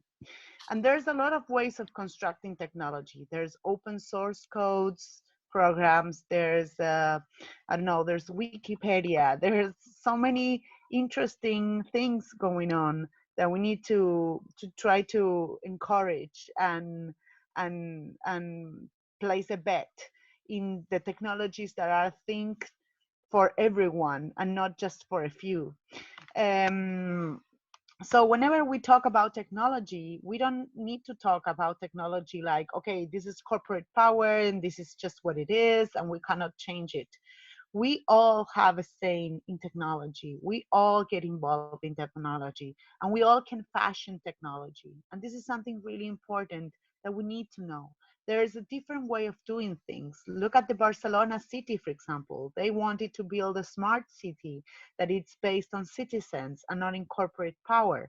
And they did it. They are having data trust banks where people can access to data if they are interested in researching or in doing something. And they don't have Uber, they don't have Airbnb, they have a public Uber and a public Airbnb. And those are interest experiments on how technology can work different if we fashion it different and if we think about it differently. So whenever they say, okay, how can I change technology? Well, if you want to change technology, you need to do two things. First of all, change the society, because technology is translating what society really is. Like I said on my presentation, data is already biased. So we need, first of all, to have a feminist movement worldwide who makes a society conscious that we cannot be the person in charge of taking care of the kids by default. We need to share responsibilities at home. We need to have care networks. We need a feminist movement that says this out loud in order for the data to change and to feed the algorithms different. That's the first thing we can do, to have one feminist movement worldwide who thinks this and who tries to change societies. And that's what we're doing here at this webinar. And the second thing is to try to get involved in changing that technology and to support programs and to support projects that make technology work for the people. And there's a lot of examples around the world about this. It's not just one example. There's many, many, many examples. Like we use WhatsApp to connect. Why don't we use Signal or Telegram? Why don't we do things different? Why don't we use open source softwares in our computers? Why don't we think things differently? Why don't we use Wikipedia, who is uploading women profiles all the time, trying to put women there in history, where there's a history that it's hiding us, and Wikipedia is doing a great effort to put women there and said, no, they have a say in the world history. So there's a lot of projects that we need to support as citizens. And I think that's changing technology, not only demanding our governments, that's important. Of course, governments have a lot of power to change things, but we also as citizens have a lot of power to change things. And that's a message that I wanted to bring here, for not to feel like technology is something that it's given and that we cannot change and we cannot do anything about it. We can do a lot of things about it.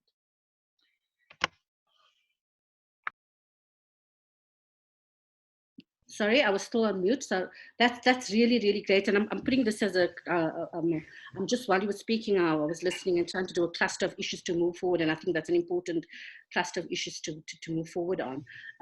Scheaffer and Nandini, do you want to say anything in terms of the policy space, the kind of transformative potentials, etc.?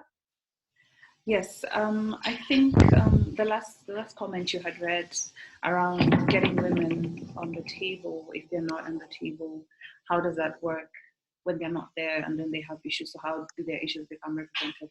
I think it is as simple as we must get women on this table, right? And at some point we have to stop the wishing and the wanting and the hoping that we will have women on the table and literally make the intention of having women on this table, especially women whom our work as feminists, as people in intersectionality between politics and economy, between politics and social life, between politics and policy, we have to make sure that women are on the table whom our work is meant to benefit. Because if we preach that, if we preach inclusivity and we are preaching about having people represented in the work that we are saying, we must have those people present. So I think there's no excuse for that. So that is one of the things. Women must be on the table and they must be as diverse and they must be from the very margins and we must hear them, right?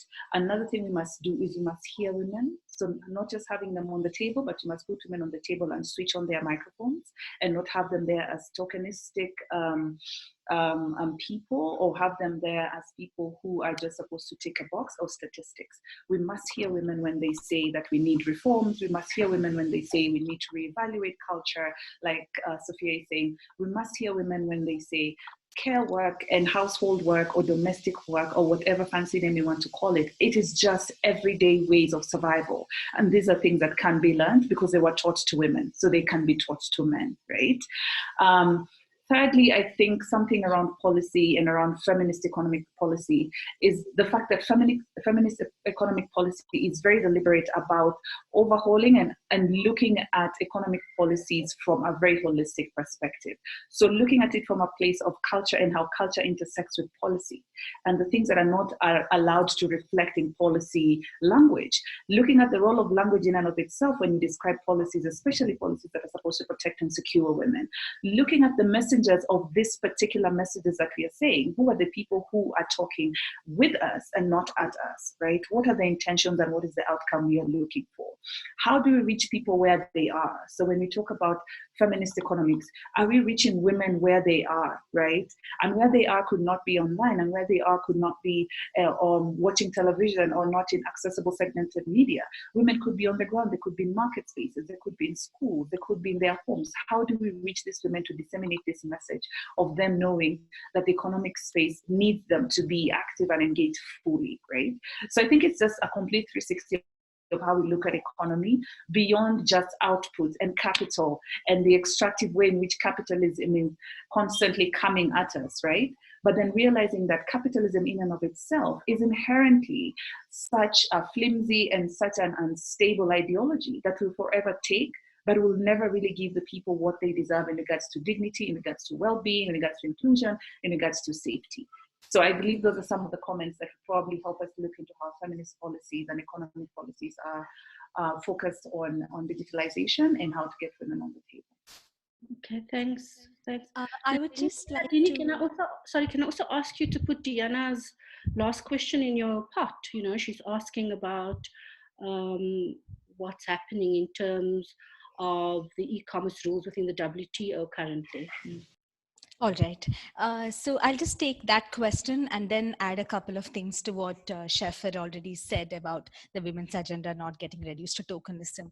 So if you look at the e-commerce agenda currently in the WTO, there are a group of about 76 plus countries who issued a few months ago a joint statement on e-commerce. And the idea is that since India and African nations and a bunch of developing countries are opposing the proposals that will further entrench the interests of the platform companies of the US and its allies and the interests of the dominant companies, they want to try and push the rules that they want through plurilateral negotiations at the WTO. Now, of course, in the WTO, under its charter and under all the rules that make it up, you cannot push binding rules through plurilaterals. So what they are trying to do and how they are going to make it binding, that's not really clear at this point. But another dangerous trend that we are seeing is that there is a proliferation of plurilateral trade agreements like the RCEP or like the TPP in its new avatar, which is the CPTPP. And all these trade policy proposals have the same restrictive e-commerce proposals that are coming back, right? So there is a new world order that is getting built, a new oppressive and restrictive e-commerce regime. And this is the time that is make or break for us, because if the policy space to set rules on data flows or to set rules on digital transnational corporations get taken away, then we will be building and consolidating an even more gender unequal world. So this is a time of vigilance, and this is the right time to act, actually. And having said that, I just want to add a couple of small things to how we can build a gender equality agenda for the digital economy, where in trade policy spaces, women's inclusion is not just tokenistic representation. And there, I think that when we think about digital technologies, we should stop thinking about them as instruments, right? Which is why if you look at even Gold 5B right now, it just frames the demand as empowerment through access to technologies. But like we are increasingly recognizing, it's not access to connectivity that's really the problem. It's the access to the benefits of digital intelligence and the fair and equitable distribution of the value that is generated in the digital mode of like capitalism, like Scheaffer was also saying. So when as feminists we frame women's agenda, our demands have to go much more beyond the access and the use divide, and we have to ask for a share in this new paradigm. That's one thing. And the other thing is that the inter-movement alliances between gender justice activists, trade justice activists, and the digital rights community, that becomes extremely important, considering that historically the digital rights community has only focused on issues of civic political rights, and only recently have they started looking at issues of socio-economic rights and governance of data and AI from this perspective. So ensuring that the intergenerational human rights advocacy by all these movements continues to happen and cross-fertilizes one another, that is very important, I think. Thanks, Nandini. So we don't have a lot of time left. So I wanted to use, we've got 9 minutes left. I want to just thank you all again. I think you've done fantastically. And if you haven't seen, there's been some really very good gentle comments just on how useful the webinar's been and how useful your contributions have been. And just to tell everyone that the recording of this is going to be made available, which will include the slides. I want to use the last 9 minutes, which is not a lot of time, to just get us thinking, just some preliminary thoughts on on some things that will take us forward. And as I said at the beginning, I mean, there was a whole lot of things that each of you raised. And I've crudely, perhaps, clustered them into 4 critical areas. So I'm just going to put these to everyone. So this is open now beyond the panelists, everybody else participating in here. But there's a whole cluster of recommendations emerging around policy engagement. At a global level, regional, national, local level. Policy engagement through how Scheaffer framed it through a kind of decolonized feminist lens. So I'm using that those terms. But there's a whole lot of things about creating enabling policy, preserving the policy space, an international treaty on data governance. Those were all the issues that were raised around this. The second issue that's coming up is the issue that Sofia, I think, put brilliantly and very starkly, is this kind of agenda or projects around changing technology for a feminist or towards a feminist or people-centered approach. Right? And there's a whole lot of issues that she raised around this, including around gender data collection, open source technology, the use of Wikipedia, etc., all of those issues. So there's a cluster there.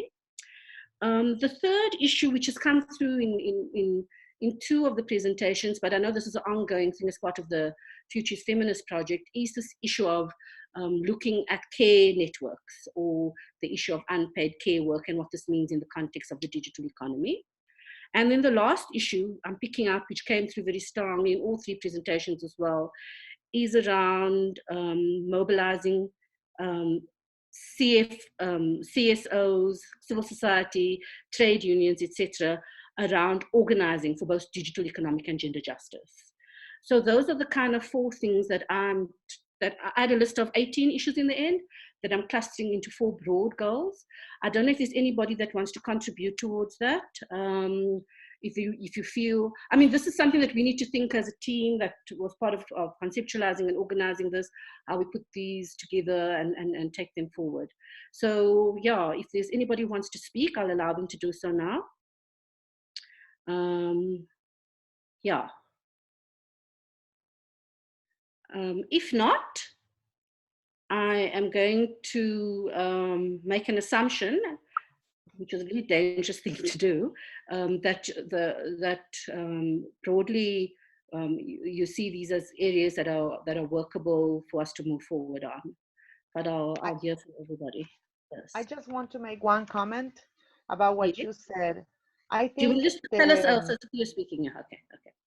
Well, no, about the most important thing that the feminist agenda needs to have for the digital economy, or for every feminist agenda, is to change the social division of non-paid work at home. Like that is, I think that's the biggest agenda of the feminist movement, because that is what generates the inequality from the very beginning. And that inequality then translates in everything, translates in career path, career opportunities, jobs, time off, trade union involvement, political involvement in job opportunities in the digital economy, in the gig economy, translates in everything. Because a woman who doesn't have time for anything. Like, I don't have time if I have 3 kids and I need to stay at home and take care of them and do my job remotely whenever I can. That translates into everything. I'm not going to be politically involved. I'm not going to be a trade union leader. I'm not going to be I'm not going to study at the university. It's going to be harder to get a better paid job. It's going to be harder to understand technology and take time to make courses to understand more technology and get involved in the gig economy. Everything gets harder. So the biggest agenda for the feminist movement, even if it's in the gig economy or outside the gig economy in the digital world, is to really try to make society understand that we cannot do this by ourselves anymore. Okay. Like, thanks, the Sofia. course at home. I'm just worried about time. So I think you made a very important point. I think that's valued. That's part of the critical area moving forward. If you can allow me to just ask, I'm sorry to have interrupted you. I'm worried that we're going to cut short. So if anybody else wants to make a contribution, as we have another 3 minutes left, or 2.5. And if you could be very brief. No, I'm not hearing anyone else. Anyone? No, I have no comment. Okay. So Gia, sorry, can those who are participating engage at this stage, other than through question and answers? No. You can give them the floor. Okay. Can we do that for the last 2 minutes if yeah? Richard Obedi is putting up his hand. Should I allow him to talk? Yes, please. So Richard, please talk. You're not for long, Richard. Thank you so much for this program. So Richard, we can't hear you. Or at least I can't. Okay. Yes, thank you for the program. Yeah, I just want to touch on something that Scheaffer raised about the mobile money. Hello? Richard, your line's very, very bad, so we can't really hear you. Well, at least I can't. I'm not sure about others. So I'm sorry about that. I'm going to ask you to, I'm sorry, I'm going to ask you to drop your hand. I'm going to see if there's anybody else who wants to raise their hand to speak. Sorry, Richard. Ana Maria, are you putting up your hand or not?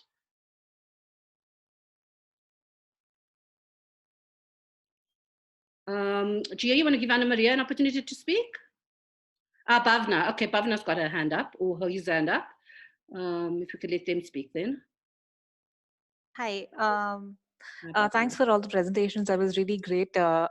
I actually just wanted to share a small reflection based off of everything that I've heard today, which is a small anecdote, really. This morning, I received a ride. I took a ride on an Ola taxi-based, app-based taxi aggregator service. And the driver was very excited about the opportunities that the platform had given him to have greater flexibility and agency in his life. And he spoke at great length over the 40-minute ride that we had about about all the advantages they had over a regular job and etc. But in the process of the conversation, he also often mentioned how it also came along with packaged with the idea that his wife was the person who was making food for him, was washing clothes, and he was very critical of the society today, wherein people are using these taxis to pick them up at their doorsteps and refuse to take smallest of exercises. And all of this came bundled together with that, with the appreciation of this digital revolution, alongside carrying forward these ideas of how of gender-based roles within families. Despite the fact that his wife was apparently working at a hospital as a nurse, and his respect for her did not go so far as to well, it included him mentioning that he would, when he goes back home, even if it is at 1 o'clock at night, he will cook his own meal, and then he will take a picture of it and send it to her on WhatsApp, just so that she knows that if he can keep cooking for himself on days that nobody else is there to cook for him, she shouldn't complain about having to cook him meals all the time. It really made me reflect on all of the issues we discussed today, especially the fact that we have to really return to talking about the feminist movement and the traditional battles that we have. We seem to be sort of leaving track of as we move forward into this digitized society. Thank you so much. Thanks so very much, Pavna. Colleagues, unfortunately, we're going to have to end it because it's the end of the time and many of our panelists need to leave. Please allow me to thank you all for your participation. Hello to Tina. I hope little Malu's doing well. Tina just had a baby. I see she's online. So I want to just do a shout out to her. And yeah, thanks to everybody participating. Natalia, I'm not sure if you wanted to say a few last comments and then we'll close. Thanks, everyone.